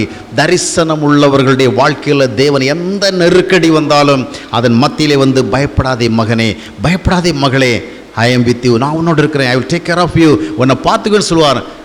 அந்த அனுபவம் இல்லையா, எவ்வளவு பணத்தை வச்சுருந்தாலும் சரி, எவ்வளோ அந்தஸ்தை வச்சுருந்தாலும் சரி, எவ்வளோ சொத்துக்களை வச்சுருந்தாலும் சரி, you will become helpless. உதவி இல்லாதவர்களாக போயிடும். இறுதியாக நான் முடிக்க போகிறோம். ஒரு நல்ல தரிசனம் இல்லாதவனுடைய வாழ்க்கையில் என்ன நடைபெறுகிறதுன்னு சொன்னால், அவன் ஒரு சரியான சந்ததியை காண இயலாதவனாக போய்விடுகிறான். அவன் பணக்காரனாக முடியும், பட்டதாரியாக முடியும், செல்வந்தராக முடியும், ஆனால் நல்ல ஒரு சந்ததிக்கு தகப்பனாகவோ தாயாக இருக்க முடியாது. இன்றைய சமுதாயத்தில் பார்க்கும் பொழுது படித்த சந்ததி, அந்தஸ்து மிக்க சந்ததி, அழகான சந்ததி, அறிவுமிக்க சந்ததி, ஞானமுள்ள சந்ததி, ஆனால் தங்களுடைய பிள்ளைகளை ஒழுக்கமுள்ள பிள்ளைகளாக பார்க்க முடியவில்லை. ஒழுங்கு தவறின பிள்ளைகளைத்தான் இன்றைக்கு பெரும்பாலான பெற்றோர் பார்க்கிறார்கள். நல்ல அறிவை கொடுக்கிறார், நல்ல கல்லூரி, நல்ல பள்ளிக்கூடத்தை தேர்ந்து கொள்கிறார், நல்ல கல்லூரியை தேர்ந்து கொள்கிறார், நல்ல பிளேஸ்மெண்ட் எல்லாம் பண்ணி கொடுக்கிறார், திருமணம் பண்ணி வைக்கிறார்கள். ஆனால் பெரும்பாலான இன்க்ளூடிங் த கிறிஸ்டியன் ஃபேமிலிஸ் ஒழுக்கமுள்ள பிள்ளைகளை பார்க்க முடியவில்லை. பிள்ளைகள் பள்ளிக்கூடத்திலே தவறுகிறார்கள், கல்லூரிகளிலே தவறுகிறார்கள், திருமணம் ஆவதற்கு முன்பும் தவறுகிறார்கள், திருமணம் ஆன பின்பும் தவறுகிறார்கள். திருமணமாகும் முன்பு ஒழுக்கம் கெட்ட வாழ்க்கை, திருமணம் ஆன பிறகு ஒழுக்கம் இல்லாத வாழ்க்கை. அதற்கு காரணம் பிள்ளைகள் மட்டுமல்ல, பிள்ளைகளை பெற்றெடுத்த பெற்றோர். பிள்ளைகளை பெற்றெடுத்த பெற்றோர் ஒரு சரியான தேவ தரிசனம் இல்லாதபடி வாழ்ந்தால் அவர்கள் தங்களுடைய பிள்ளைகளுக்காக எவ்வளவு சேர்த்தாலும் சம்பாதித்தாலும் சரி, ஒரு ஒழுக்கம் மிகுந்த சந்ததியை பார்த்து இந்த உலகத்திலே கண்களை மூட முடியாது. இறுதியிலே பார்க்கும்பொழுது என் பிள்ளைக்கு எல்லாம் பண்ணேன், ஆனால் பிள்ளையுடைய வாழ்க்கை சரியில்லை. கல்யாணமான 3ஆம் மாதமே சண்டை போட்டு வந்து நிற்கிறாங்க, கல்யாணம் ஆன பிறகும் தப்பு தவறான உறவுகள் இருக்கிறாங்க, என்ன பண்ணுறேன்னு தெரியலையே. எனக்கு அவ்வப்பொழுது இது போன்ற டெலிஃபோன் கால்ஸ் வரும், பதில் சொல்ல முடியல. ஐயா, நாங்கள் கோயிலுக்கு போகிறவங்க, நாங்கள் பைபிள் படிக்கிறவங்க, ஜெபம் பண்ணுறவங்க, காணிக்கை கொடுக்குறவங்க எல்லாம் சொல்லுவாங்க, நீங்கள் எல்லாம் செஞ்சுருப்பீங்க, ஒரு தரிசனத்தோடு வாழ்ந்தீங்களா? ஒரு தரிசனத்தோடு உங்களுக்கு பிள்ளைகளை வளர்த்தீங்களா? உங்கள் பிள்ளையுடைய கையில் ஸ்மார்ட் ஃபோன் கொடுப்பதற்கான வயசு எத்துன்னு யோசித்தீங்களா? இல்லை பிள்ளை சிணுக்குன்னா போதும் உடனே பள்ளிக்கூடம் போகிற வழியே ஸ்மார்ட் ஃபோன் கொடு, இல்லையா? உன் ஃபோன் நம்பர் கேட்டால் உன் பிள்ளை நான் போய் சேர்த்து சொல்கிறேன், ஏன்னா உன் பிள்ளையும் ஃபோன் இருக்கிறத நீ காட்டுற. ஆமாம், இவங்க ஃபோன் நம்பரை கேட்டால் என் ஃபோன் நம்பர் குறிச்சிங்க, என் பொண்ணு ஃபோன் நம்பரை குறிச்சிங்க, என் பையன் ஃபோன் நம்பரை குறிச்சிங்க, ஒன்று மிஸ் ஆனால் ஒன்றில் பேசுங்க. ஏன்னா எல்லாருமே நாங்கள் ஃபோன் வச்சுருக்கிறோமா. அப்பொழுது எப்படி ஒழுக்கமுள்ள ஒரு சந்ததியை பார்க்க முடியும்? உனக்கே ஒரு தரிசனம் கிடையாது. நீ எப்படி உடுத்த வேண்டும் என்று உனக்கே தெரியல, உன் பிள்ளைக்கு இங்கே தெரிய போகுது. இன்னைக்கு தாயும் மகளுமா போகிற பல இடங்களில் பார்க்கும் பொழுது, பிள்ளைகளை பார்க்கும் பொழுது அவ்வளவு ஒரு ஒழுக்கமில்லாத உடையணிப்பு. திரும்பி பார்த்தா அம்மா அதை விட ஒழுக்கம் குறைவு. தரிசனம் இல்லாத பெற்றோர்கள் தரிசனம் உள்ள பிள்ளைகளை பெற முடியாது. இந்த லோத்துக்கு நடந்தது என்ன பாருங்கள். பணமும் பொருளுமே முக்கியமானதாக இருந்தபடினாலே அந்த பாவிகள் நிறைந்த சமுதாயத்துக்கு மத்தியில் போய் குடியிருந்தா என்ன நடந்தது? ஒரு காலகட்டத்துக்கு பிறகு தகப்பனும் இந்த 2 பிள்ளைகளும் மட்டுமே தங்கும்படியான ஒரு நெருக்கடியான சூழல் ஏற்பட்டது. அந்த நெருக்கடியான சூழல் ஏற்பட்ட பொழுது சந்ததி இல்லை. எதிர்காலத்தில் நமக்கென்று ஒரு சந்ததி இல்லை. we lost all the things, எல்லாத்தையும் இழந்துட்டோம். அப்படிங்கிற இந்த பிள்ளைகளுக்கு என்ன ஐடியா வந்து பார்த்தீங்களா? எதுக்கும் ஆண்டவர்கிட்ட ஜெபம் பண்ணுவோம். ஆண்டவர் அந்த மாதிரிப்பட்ட ஒரு நிலைமையில வந்துட்டு, எங்கள் அப்பா பக்தி உள்ளவர், பக்தியான ஆபிரகாமோடு வந்தவர், அதனால நாங்கள் இந்த தேசத்துக்கு வந்தோம். இப்போ எங்களுக்கு சித்தப்பா இல்லை, பெரியப்பா இல்லை, அண்ணன் தம்பி யாரும் இல்லை, எங்களை கல்யாணம் பண்ணுறதுக்கும் யாரும் இல்லை, எங்களுக்கு ஒரு சந்ததி இல்லை, நாங்கள் என்ன செய்யணும்? what should we do? ஜெபம் பண்ண தெரியல பிள்ளைகளுக்கு. அதுக்கு பதிலாக என்ன பண்ணாங்க? தப்பிதமான ஒரு ஐடியாவுக்குள்ளே வந்தாங்க இல்லையா? சொல்லி முடிக்கிறேன். இந்த தப்பிதமான ஐடியா அந்த பிள்ளைங்களுக்கு எப்படி வந்து சொல்லுங்க? இது எப்படி ஸ்ட்ரைக் ஆச்சுது? இந்த மாதிரி ஒன்றும் ஸ்ட்ரைக் ஆகல. உன் பிள்ளைகளை நீ எங்கே வளர்க்கிறியோ அந்த வளர்க்கப்படுகிறதான சூழலில் இருக்கிற கலாச்சாரத்தை அவர்கள் கற்றுக்கொள்வார்கள். ஆபிரகாமுடைய சந்ததி பாருங்க, 40 வயசு வரைக்கும் ஈசாக்கு கல்யாணம் ஆகல. ஆனால் அவனை குறித்து ஒரு விதமான பேட் ரிப்போர்ட்டும் கிடையாது. 40 வயசுல கூட அவங்க அப்பந்தான் அவனுக்கு பொண்ணு பார்த்து வைக்க வேண்டிய நிலைமையில இருந்தார். அது புள்ள வளப்பா, இது புள்ள வளப்பா. இப்போ இந்த பிள்ளைகளுடைய நிலைமை சரிதான். இந்த பிள்ளைகள் இதுவரைக்கும் தப்பா போகல, தகப்பன் நீதிமானாக. ஆனால் இப்போ அவங்களுக்கு ஒரு வித்தியாசமான ஒரு டிஃபிகல்ட் சிச்சுவேஷன் வந்த பொழுது அதுக்கு என்ன வழியை கண்டுபிடிக்கணும்னு தெரியல. அப்போ அவங்களுக்கு ஸ்ட்ரைக் ஆச்சுது. அப்போ தங்களுடைய தகப்பன் என்று பாராமல் வெறும் ஆணாக மட்டும் பார்க்கின்ற ஒரு அவல நிலைக்கு தள்ளப்பட்டார்கள். இதற்கு காரணம் யார்? விதைத்தவன் யார்? லோத்துவை நீதான் குற்றவாளி. உன் பிள்ளைகளை வளர்க்க வேண்டிய விதமாக நீ வளர்க்க தவறிவிட்டாய். உன் பிள்ளைகளுக்கு சொல்லிக் கொடுக்க வேண்டிய சொல்ல தவறிவிட்டாய். நல்ல பள்ளிக்கூடத்தில் சேர்த்தாய், நல்ல கல்லூரிகளை சேர்த்தாய், உயர் பட்டம் பெற வேண்டும் ஆசைப்பட்டால், டாக்டர் பட்டம் இல்லைன்னா வேறு எதுவும் வேண்டாம் என்று நீ ஆசைப்பட்டால், ஆனால் உன் பிள்ளைகளுக்கு எப்படி வாழ வேண்டும் என்று சொல்லிக் கொடுக்கவில்லை. நீ திருமணமாகி செல்லுகிற பொழுது அந்த குடும்பத்தில் எப்படி நடந்து கொள்ள வேண்டும், எப்படி பேச வேண்டும், கணவனை எப்படி நடத்த வேண்டும், அதற்குரிய காரியம் நீங்கள் கற்றுக் கொடுக்கவில்லை. அதனுடைய விளைவு என்ன? இந்த உலக கலாச்சாரத்துக்கு ஏற்றபடியான ஒரு முடிவை எடுத்துக்கொள்கிறார்கள். இன்றைக்கு எனக்கு தெரிந்த பல குடும்பங்களில் பிள்ளைகள் தங்களுக்கு கிடைத்த திருமண வாழ்வை உடைத்து போடுவதை ரொம்ப சாதாரணமாக நினைக்கிறாங்க. இது என்ன பெரிய விஷயம்? வேணா வச்சுக்கணும், இல்லைன்னா விட்டுக்குவோம், அடுத்ததற்கு இவன் இல்லைன்னா இன்னொருதன், அவன் இல்லைன்னா இன்னொருதன். இது ஒன்றும் பெரிய விஷயம் கிடையாது. இப்படிப்பட்ட கலாச்சாரத்துக்கு போகிற காரணம் என்ன? பெற்றோர் பிள்ளைகளை சிறு வயதிலிருந்தே வளர்க்க வேண்டிய விதமாக வளர்ப்பதற்கு உரிய தரிசனம் இல்லாமல் போன காரணத்தினாலே. லோத்துடைய பிள்ளைகளுக்கு அந்த ஐடியா எதுனா எங்கேருந்து வந்ததுன்னு சொன்னால், தட் கேம் ஃப்ரம் சோடம். சோதோமிலிருந்து வந்தது. அங்கே வந்து அப்பங்கிற வித்தியாசம் இல்லை, அண்ணங்கிற வித்தியாசம் இல்லை, தம்பிங்கிற வித்தியாசம் இல்லை, சித்தப்பங்கிற வித்தியாசம் இல்லை, பெரியப்பாங்கிற வித்தியாசம் இல்லை. அது ஒரு விதமான ஒரு மிருக விதமான வாழ்க்கை. அங்கே அந்த பிள்ளைகள் வாழ்ந்து அவர்கள் தவறாவிட்டாலும் அவர்கள் மத்தியிலே செயல்பட்டு கொண்ட முறைகள் இந்த பிள்ளைகளுக்கு தெரிந்தது. நாள் ஒன்று வந்தது, இவர்களுக்கு ஒரு நெருக்கடி ஏற்பட்ட பொழுது அதுக்கு சொல்யூஷன் தேடின பொழுது அந்த சொல்யூஷன் எங்க இருந்தது? That did not come from God. They didn't ask any counsel from God. தேவனிடத்தில் எந்த ஆலோசனை கேட்கல. அப்பன் வளர்த்த அந்த சமுதாய சூழலில் அவர்கள் கற்றுக்கொண்டதை அவர்கள் பின்பற்றினார்கள். அதனுடைய விளைவு என்ன தெரியுமா? மோவாபியர் என்கிற சந்ததி உருவானது, அம்மோனியர் என்ற சந்ததி உருவானது. அதை குறித்து தேவன் மோசேயிடத்தில் என்ன சொன்னா, 10 தலைமுறைக்கு இந்த சந்ததி கர்த்தருடைய ஆலயத்துக்குள்ள வரவே கூடாது. பாருங்கள், ஒரு நீதிமானாகிய தகப்பனது பிறந்த சந்ததி 10 தலைமுறைக்கு கர்த்தருடைய சமூகத்தை வரக்கூடாது என்ற தண்டனை பெற்றது. காரணம் என்ன? அவன் நீதிமானாக இருந்தாலும் தரிசனம் உள்ளவன் அல்ல. ஆம் அருமையானவர்களே, தேவ தரிசனத்தோடு வாழ அழைக்கப்பட்டிருக்கிறோம். வெறும் பக்தியான வாழ்க்கையில் தேவ தரிசனத்தோடு வாழ்வோம், தேவ உறவிலே வாழ்வோம், தேவனுக்கு ஏற்றபடியாக முடிவெடுப்போம், தேவனுக்கு ஏற்ற விதமாக வாழ்வோம், தேவனுக்கு கீழ்ப்படிவோம், தேவன் கற்றுத்தருகிற பாடங்களை முக்கியமாக எண்ணுவோம், தேவ ஐக்கியத்தில் வாழ்வோம். அப்பொழுது நாமும் நன்றாக இருப்போம், நம்முடைய சந்ததி நன்றாக இருப்போம். கண்களை மூடி நாம் செபிக்கலாம். அன்பானவர்களே, ஜீவ நீரோடை யூடியூப் சேனலை சப்ஸ்கிரைப் செய்திடுங்கள். சப்ஸ்கிரைப் பட்டனை கிளிக் செய்து பெல் சின்னத்தையும் கிளிக் செய்து தினமும் புத்தம் புதிய தேவ செய்திகளை உடனுக்குடன் பெற்றிடுங்கள்.